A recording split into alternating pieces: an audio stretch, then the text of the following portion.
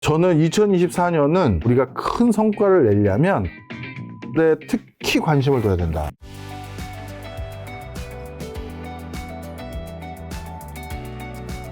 증시랑 부동산 시장만 한번 딱 전망 좀 하려고 하는데요. 이제 앞으로 주식시장 2024년 교수님은 좀 어떻게 보시나요? 저는 2024년은 특히 주식시장에서 우리가 큰 성과를 내려면 테크주들의 특히 관심을 둬야 된다. 이렇게 말씀드리고 싶습니다. 어떤 분들은 테크주 이미 뭐 미국은 많이 올랐는데? 라고 할 것 같은데. 더 오를 수도 있어요. 테크 기업에 투자해야 된다. 이렇게 보면 되는데요. 그 이유가 있습니다. 자, 어떤 이유냐 하면 저는 올해 내년 그리고 내후년까지 앞으로 몇 년간 우리 인류가 과학혁명의 시기가 도래했다 이렇게 보고 있습니다. 무슨 소리냐면 우리 인류가 과학기술이 가장 극단적으로 발달됐던 시점을 예전에 과학혁명 시기라고 보거든요. 근데 이 과학혁명 시기가 언제 주로 이런 빅뱅의 어떤 과학기술이 발달되게 되냐면 두 가지였을 때 이와 유사한 일들이 생겨요. 첫 번째가 전쟁과 같은 시국일 때예요.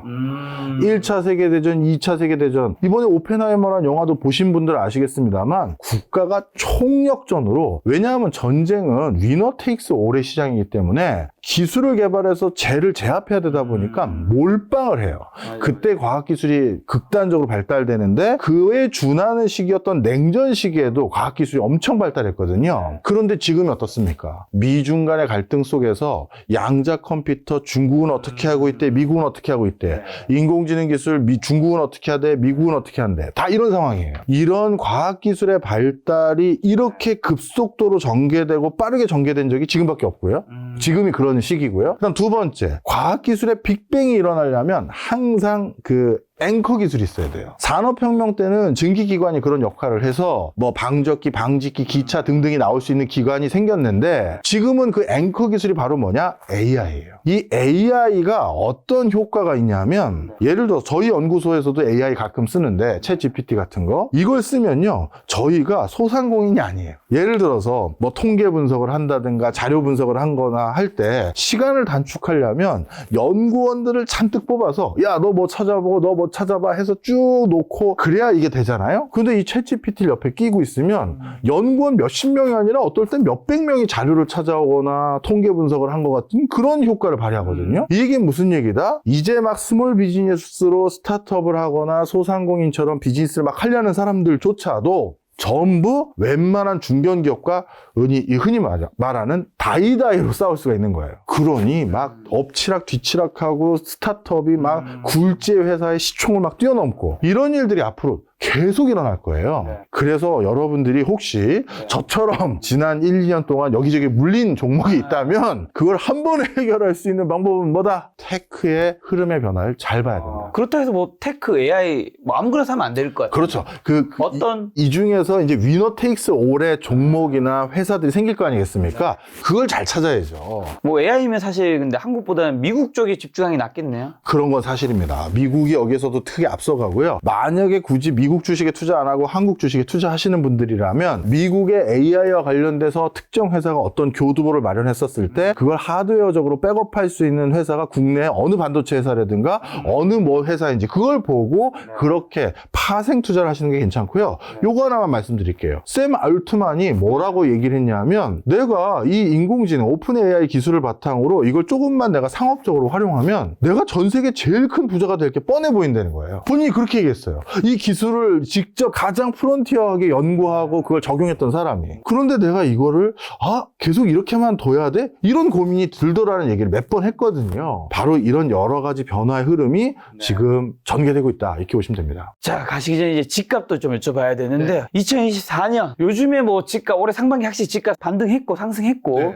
근데 지금 요즘 뭐 10월, 11월 이때 뭐 거래량 줄어들고 매물량 늘어나고 요즘에 뭐 강남 집값 뭐 7억이 빠졌다는 얘기도 있고 하는데 앞으로 지금 어떻게 보시나요? 총선 전까지 거래량이 급격히 줄고요. 경기 불황 속에서 어떻게 보면 이런 혹한기를 견디지 못한 매물들, 갑자기 장사가 안 돼서 집을 내놔야 된다든가 이런 급매물들이 간간히 나올 겁니다. 혹시 내 집 장만을 하고 싶은 분들 입장에서는 이런 급매물은요 어떻게 줍줍하셔야 되냐면 내가 살고 싶은 동네에 있을 거 거 아니겠습니까? 예를 들어서 어디로 할까요? 송도라고 하겠습니다. 송도. 그럼 송도에 어느 공인중개사 아저씨한테 계약서 쓰고 제가 미리 여기 선금으로 얼마 드리고 갈게요. 무조건 금매 얼마짜리 나오면 저한테 먼저 전화 주세요. 이렇게 하시면 굉장히 금매로 싸게 나온 걸 줍줍할 수가 있어요. 그런데 그런 줍줍을 못하면 어떻게 되느냐? 시중에 내년 상반기까지 거래량이 급감할 거예요. 그러니까 매물이 없는 거예요. 그리고 매물 얼마짜리 있다라고 전화하면 그런 매물 없어요. 라는 전화, 공허한 전화만 확인할 가능성이 높아요. 그게 내년 상반기까지입니다. 왜 그러냐? 부동산 PF 문제라든가 깡통 전세, 역전세 대란, 그 다음에 여러 가지 개인 가계부채 문제로 인해서 영끌족들 지금 문제 생기는 거, 이런 것들에 대해서 지금 정부 사이드에서 완벽한 대안과 해법, 구조조정을 어떻게 해야 될지를 제시하지 못하고 있거든요. 지금 상황은 어찌 보면 큰 선거 앞두고 우리가 큰 사건, 사고만 당분간 일어나지 말자.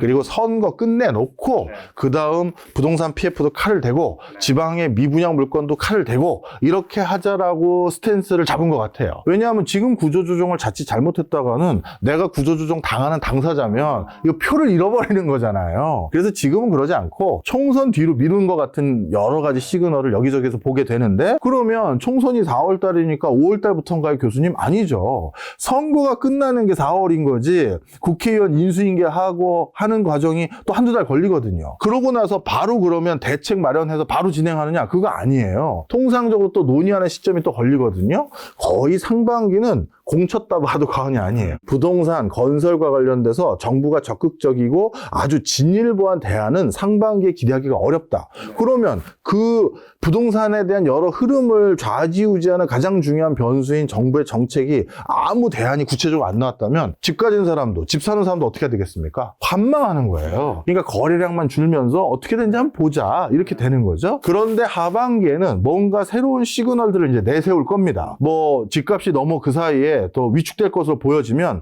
다시 특례 보금자리론 같은 걸로 지원을 하겠다든가 뭐 하겠다든가 이런 대책들이 연이어 나올 가능성이 이제 있죠.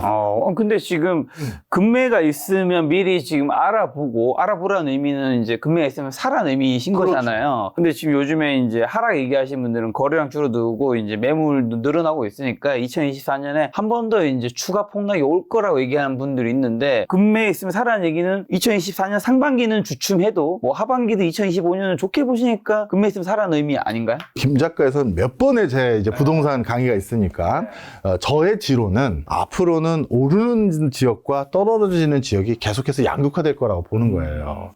그래서 제가 말씀드린 큰 맥락에서 어떤 거냐, 실수요자다. 나는 그냥 내가 살 집 필요합니다. 그러면 떨어지는 지역이든 오르는 지역이든 그냥 내 가족들하고 살 집은 그냥 사서 가지고 계시는 게 어차피 월세를 내든 뭐 전세자금 대출 이자를 내든 그거보단 그게 낫다라는 거거든요. 그래서 그건 그런 의미고, 오르는 지역 같은 경우는 우리 누구도 지금이 발목입니까? 무릎입니까? 그거 얘기할 수 있는 전문가 아무도 없어요. 저도 예전에 제가 제일 안타까웠던 거, 제 인생에서 가장 큰 주식시장에서 성과를 보였던 시점은 코로나 터졌을 때예요. 제가 사회생활을 처음 시작했을 즈음에 글로벌 금융위기가 터졌었거든요. 그런데 글로벌 금융위기 때 딱 보니까, 전 그때도 개인 투자했던 사람이니까 저도 쫄았고 제 주변에도 일부가 쫄아서 이거 큰 사단 왔네, 야 빨리 다 현금화하자, 주식 다 팔고 현금화했어요. 근데 그때 꽤 개인 투자 잘했던 형님들 중에서 누구는 적금 깨서 주식 사고,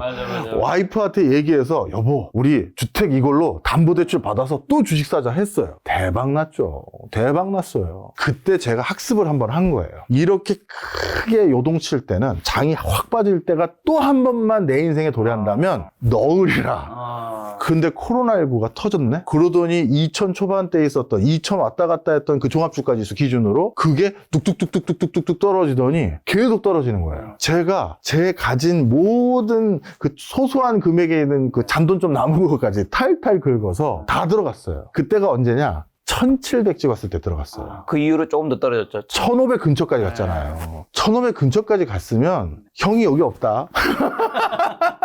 자, 농담이고 모른다는 거예요. 그걸 누가 감히 속단합니까? 그런데 부동산에 오르는 지역 같은 경우 네. 투자 목적으로 부동산을 취득하는 분들 같은 경우 네. 통상적으로 부동산 샀다가 파는데 우리나라는 10년 3개월에서 5개월 잡아요. 근데 1960년부터 2023년까지 그 10년 3개월을 어떻게 끊어도 떨어진 적이 없어요. 그래서 이 정도 떨어졌으면 예를 들어 금매로 아유 뭐 이게 고점 대비 그래도 20% 30% 떨어졌네. 그러면 그게 무릎일지 모르겠지만 발목까지 기다리지 마시고 사도 충분하다. 알겠습니다. 2023년에는 교수님 뵙는 거 마지막인데 저희 시청자분들에게 투자 좀 한마디만 주고 가신다면요?